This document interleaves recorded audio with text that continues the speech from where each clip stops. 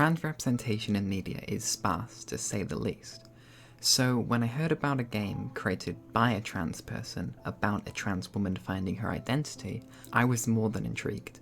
That game was Celeste, a 2018 platformer created by Maddie Thorson with the music composed by Lana Rain, a trans woman most notable for her work off of the Minecraft soundtrack.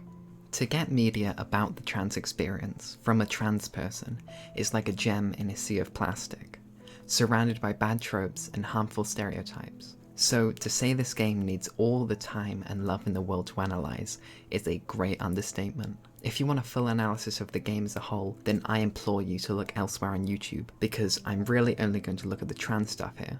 But for those of you left, welcome back to the Unijoy channel. Today we're going to be looking at Celeste and its allegory of the trans Odyssey. So without further hesitation, let's get into the video. Celeste wasn't originally created as a trans allegory. The game came out January 24th, 2018, but it wasn't until around 2020 that Thorson came out as trans. However, this doesn't weaken the ties between Celeste and being trans. The post-World War I surrealist art movement coined a term that is very applicable here, that term being automatism, defined by the Tate Modern as creating art without conscious thought, accessing material from the unconscious mind as part of the creative process. It draws on Sigmund Freud's free association and automatic drawing or writing to explore the unconscious mind of his patients. Art is a very personal thing, so for someone to express themselves through art, it can often bring them to truths about themselves that they hadn't yet realised. These internalized secrets express themselves through the creation of a piece. I believe this is similar to what happened with Thorson's creation of Celeste. Speaking from the experience of trans people I know, a lot of trans people aren't actually aware they're trans until other trans people speak about their experiences, until told their personal experiences differ from the social norm. So it's perfectly normal for an at-the-time cis person to create this masterpiece of trans media, and only then to realise the allegory once they've revisited the art after now having understood their own identity. These once internalised feelings have not only been externalised through the game, but through the creator themselves. That is the beautiful thing about art. It creates endless streams of expression and emotion. But for the trans people playing, it was painfully obvious from the start. There's a really popular phrase in the trans community in reference to realising you're trans, called egg cracking. And I think this metaphor goes a lot deeper than the rebirth imagery most people interpret it as. Imagine the egg as the pre-transition self. Not entirely secure, but still a tangible, physical object. As you all know, eggs are fragile and easy to break. You could stay in the egg for the rest of your life, but your existence would be subject to shatter at any point. As Polish-German Marxist Rosa Luxemburg once said, "Those who do not move do not notice their chains." But if you were to move, if you were to break the egg, the entire shell of the self that you've spent so long living in would completely crack. And cracking the egg doesn't make an omelette, it just makes a mess that only you can clean up. That's where I think Celeste Mountain comes in and acts as a much greater metaphor for transness. There's the obvious comparison waiting to be made between Madeleine's journey in Celeste and French-Algerian absurdist Albert Camus' interpretation of the myth of Sisyphus, when faced with the absurd challenge of climbing Celeste Mountain, covered in spikes, an evil doppelganger, a ghostly hotel concierge, and a teleporting old lady. You, or Madeleine, must rebel against your circumstances and keep pushing upwards no matter how hard the task that lies in front of you. Or maybe you could liken Madeleine's journey to a more literal interpretation, seeing Celeste Mountain as the embodiment of Madeleine's fears and doubts, having to conquer them all by rising to the top. There's a long history of humans going out into the wild and having these grand revelations about life, themselves, and the human condition. Take Buddhist temples, high up in the mountain range so monks can closer reach the state of nirvana. Or more simply, Chris McCandless, who spent the last years of his life exploring the North American wilderness to escape from safety and security to live freely, inspiring the book and film Into the Wild. To have these grand revelations, you must recognize something incredibly potent and extraordinary, a level of greatness that surpasses any human calculation. The source of such greatness is often found in the wilderness, not due to a mystical link between humans and nature, but because the nature is the only environment capable of generating something so extraordinary.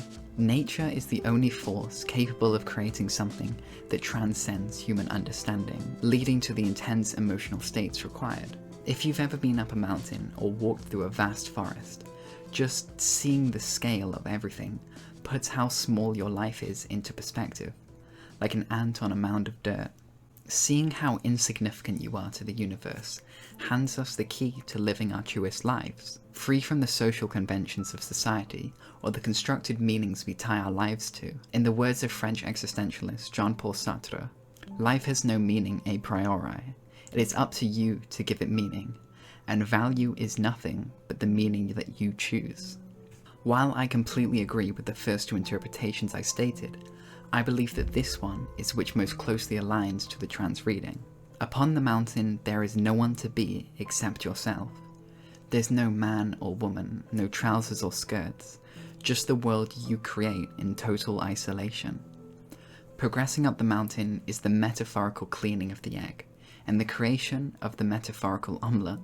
As all trans people are very aware, it's a transition, not a transformation. There's a long process to it. The higher up you go, the further from society's grasp you get, and the more you become. We see this with Madeline slowly coming to terms with her troubles as she travels up Celeste Mountain, most obviously through her conflict with Madeline. In Chapter 2, The Old Sight, Madeline comes face to face with her paranoia, anxieties and depression after they're manifested into a physical entity. This entity, originally called Part of You but has aptly been named Badline by the fanbase, is the personification of all the worst aspects, as Madeline deems it, of herself. Madeline constantly attempts to shut down Madeline's goal of reaching the top of Celeste Mountain. Whether that be through physical force or mental torment, it's clear to us that Madeline is a part of Madeline that she cannot control, a part of her that she wants gone at any cost. But no matter how hard she or we try, that part of you is connected. We've spoken about Young Shadow on this channel before in the Fight Club video, but I think it's a concept that still holds strong when analysing Celeste. In Jungian psychology, a person's identity can be divided into two groups, the ego and the shadow. As I've stated before, the modern usage of ego strays quite far from its psychological roots. So when I reference the ego, I'm not talking about someone's inflated sense of self-worth. I'm talking about the self, the component of your brain that makes you, you. And so, on the contrary, the shadow acts as, well, the shadow to your ego, being the flip side of your personality, holding all the undesirable traits we don't like to acknowledge and keep pushed to the back of our minds, hidden from everyone. So it's very fitting for our first encounter with Madeline to be her breaking out of a mirror, a reflection of our protagonist. While we can often keep this shadow at bay, in moments of panic or an anxiety attack, or even if they've just had a relatively bad day, the shadow can slip through and take control. Jung writes about the dangers of leaving the shadow unchecked for two main reasons: the impact on one's own psyche and the impact on others. We see both of these play out in Celeste before Madeline assimilates her shadow.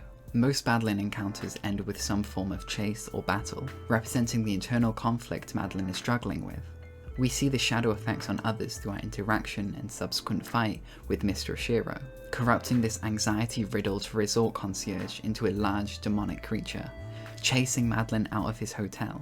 Throughout the narrative, we see Madeline in constant conflict with her shadow self, but it's only when she comes to terms with Madeline that she can control her. In the same way, Jung advocated for self-acceptance and self-forgiveness as the first steps of the long process of assimilating with your shadow. This can tie in pretty clearly with the trans allegory, with Madeline representing the old self that Madeline wants to leave behind post-transition. But it's only through acceptance that she cannot be perfect all the time, and confronting the past with an empathetic view can she unite herself with Madeline and become stronger than before, because in unity there is strength, even within the mind.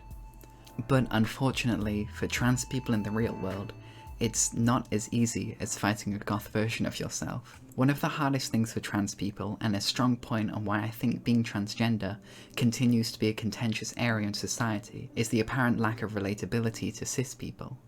When compared with other identities in the LGBTQ community, the T is often pushed by the side, or sometimes even turned on by its other members. Because when you're talking about love or attraction, it's generally a pretty universal experience. Nearly everyone can understand what it's like to be in love. Therefore, it's easier for straight people to sympathize with the concepts of homosexuality. That's why gay rights groups often emphasize and utilize phrases like, imagine you weren't allowed to be with the person you love, or love always wins. It's relatable to the masses and can help better bring people to support your cause. Now compare this with being trans. Questioning your gender or having gender dysphoria is a very distinctive experience, with little comparison to the other experiences the majority of people go through. This means it's increasingly hard for cis people to relate to trans issues because they lack a similar comparison in their own life that they can sympathize with. This is why we see right-wing anti-trans grifters misattribute their own experience to try and disprove being trans. For example, people saying, when I was younger I wanted to be a cat, or I used to play with some girls' toys as a child. They believe that they understand transness, but they lack the lived experience to fully grasp the effects of gender dysphoria and how it manifests in a person's identity. Now, I'm not saying that it's impossible for cis people to relate or sympathize with trans issues. I'm just saying it's a lot harder due to the uniqueness of gender dysphoria and the early socialization and concepts of gender that have been drilled into people's heads since they were children. Celeste keeps the trans allegory vague and allows cis people to relate to Madeline and her experiences without triggering a defensive position within cis people when faced with questions about their gender. Taken from Thornson's personal blog, quote, "Why couldn't a cis person relate to a trans person? Modern trans struggle might be unique in its details, but it's definitely not alien to the human condition. We are people. So maybe if you're a cis person and you personally relate to Madeline, you shouldn't feel like we pulled one over on you. Instead, you could take this as evidence that trans and cis feelings aren't so different, that the chasm between transness and cisness isn't such a wide gulf, and that most of the ways that the trans experience is alien to you are the result of unjust social otherizing and oppression." End quote. By telling a story about complex mental health issues, featuring a trans woman protagonist, Celeste bridges the gap between trans people and cis people to remind us all that we are humans with our own experiences, our own problems, and our own identities. With all of the polarization on the topic of transness, with politicians crying wolf as they attempt to divide the working people through an artificial culture war, the game attempts to make the question more human. Instead of questioning hypothetical people and their hypothetical gender problems in their hypothetical toilets, Celeste reminds the player that trans people are people, no matter how demonized the bourgeois media paints them to be. Madeline's character is written amazingly. She isn't perfect, but she isn't evil. There's nuance to her personality, like a real person. She is a realistic depiction of a trans woman, something that, as I stated earlier, is very lacking in modern media. And while I'm on the topic of trans representation online and in media, I should probably move on to what this video is actually about. For a while now, I have been mulling over the best way to discuss this, to handle it in a way that I'm comfortable with, and I feel like it's just easier to rip off the estrogen patch and put it all out on the table. So, hello, I am Kite, or Sarah, or Enid, or Moon, or whatever name may pop up in the future, Unijoy. But whatever name I go by, I will be a trans woman. I've been pretty reluctant to share any personal information on this channel, but I feel like now it's as important as ever to be as authentic as I can be on this channel. I'm not sure how long I've known. Maybe I only realized when I found out my feelings on gender were different to the norm. But for all intents and purposes, I've been out to my friends for about a year now, and I'm very happy with my identity. I'd like to take the time to thank all my lovely friends and my family, singular, who've helped me and supported me through all of this. It really means the world, and I don't think I can ever express how much your help has meant to me. Maybe if you're a regular viewer of this channel, you had your suspicions. From the amount of makeup I wear, or the constantly changing hair colour, or the bangs, or the really quick voice switch up on the Artist Save video, I'm really sorry about that. I was gonna say something, but I didn't know how to say it. I cannot imagine how jarring that would have been with no context.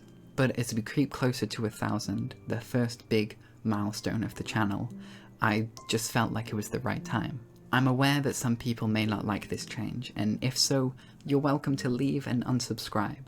I know it's a pretty big switch up, but for those who don't mind, maybe if you're even neutral on the topic, I'm still gonna be here, writing my little video essays with no consistent upload schedule. That's the one thing that is not changing about this channel. And for anyone watching who is trans, or questioning their gender, or anything of the sort, I hope I can make my small corner of the internet a sanctuary that you can be yourself. I'm not gonna lie, sitting here, recording this video has been pretty scary, but as some old guy said, you can't make an omelette without breaking a few eggs. I have been, as I've always been, Unijoy, and you have been entertained.